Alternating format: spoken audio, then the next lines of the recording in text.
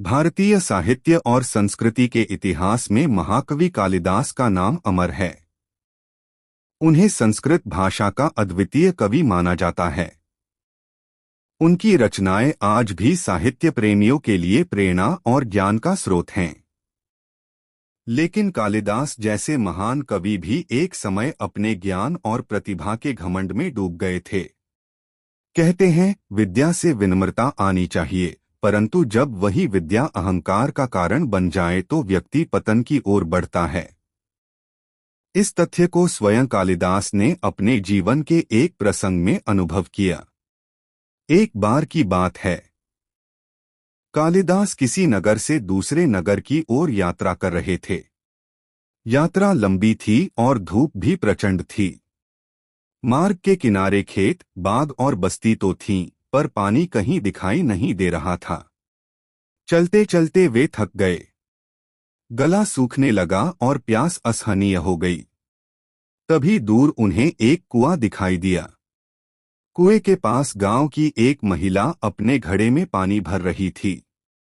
कालिदास ने सोचा कि यही उचित अवसर है।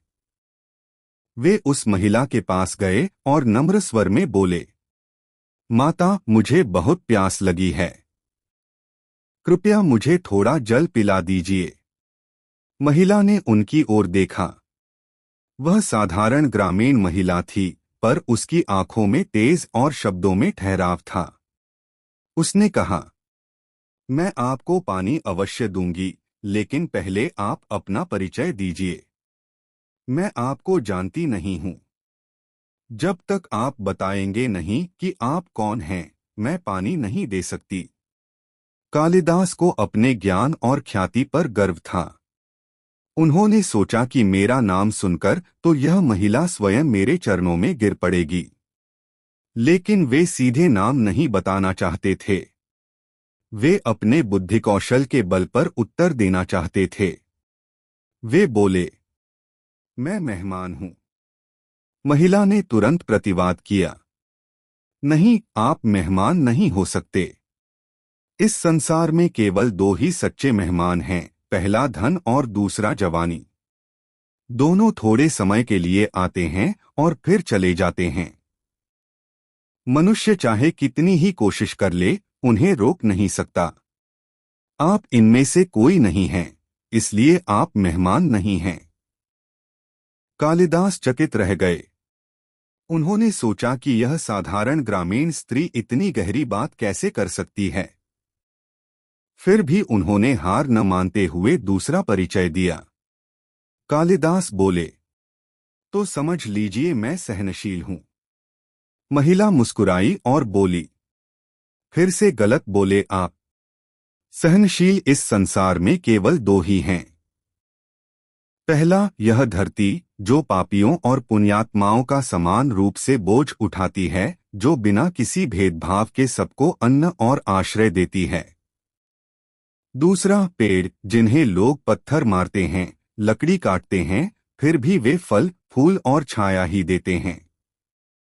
आप इनमें से कोई नहीं हैं, इसलिए आप सहनशील भी नहीं। कालिदास अब और भी आश्चर्यचकित हुए। उन्हें इस महिला की बातों में गहरी दार्शनिकता दिखाई दी, किंतु उनके मन का अहंकार अभी भी शांत नहीं हुआ था। उन्होंने सोचा कि शायद हठ को लेकर महिला कुछ नहीं कह पाएगी। वे बोले, ठीक है, तो मैं हठी हूं। महिला ने तुरंत उत्तर दिया, नहीं, आप हठी भी नहीं हो सकते। संसार में हठी केवल दो हैं, नाखून और बाल। चाहे इन्हें कितनी ही बार काट दो, ये बार बार बढ़ जाते हैं।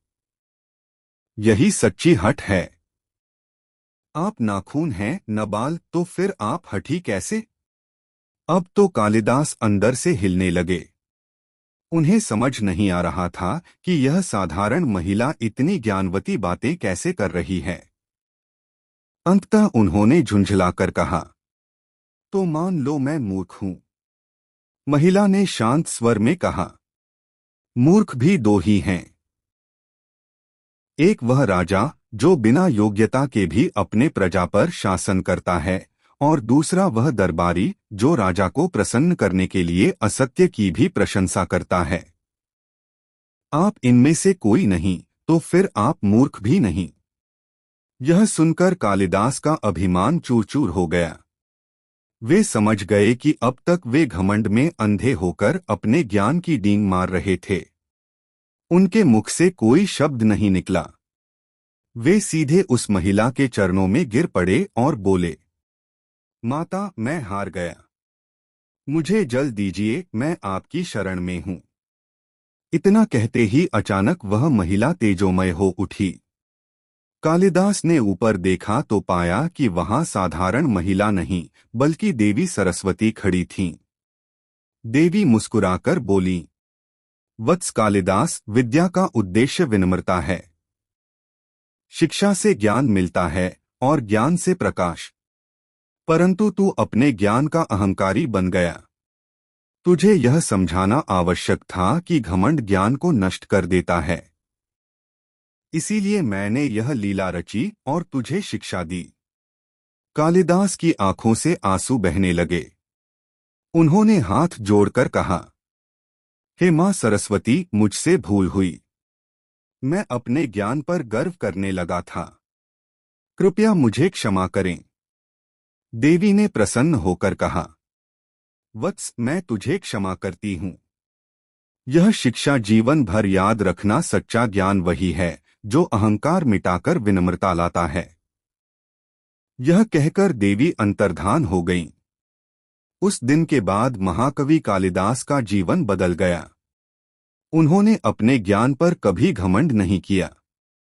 उनकी कविताओं और नाटकों में भी यही भाव प्रकट हुआ कि विद्या का उद्देश्य केवल दूसरों को प्रेरणा और प्रकाश देना है, न कि अपने अहंकार को बढ़ाना। यह कथा हमें सिखाती है कि धन और जवानी केवल अस्थायी मेहमान हैं। सहनशीलता धरती और वृक्षों में है। हठ नाखून और बाल का गुण है। मूर्खता अयोग्य राजा और चापलूस दरबारी की पहचान है। और सबसे बड़ा सत्य यह है कि ज्ञान का वास्तविक स्वरूप विनम्रता है, न कि घमंड।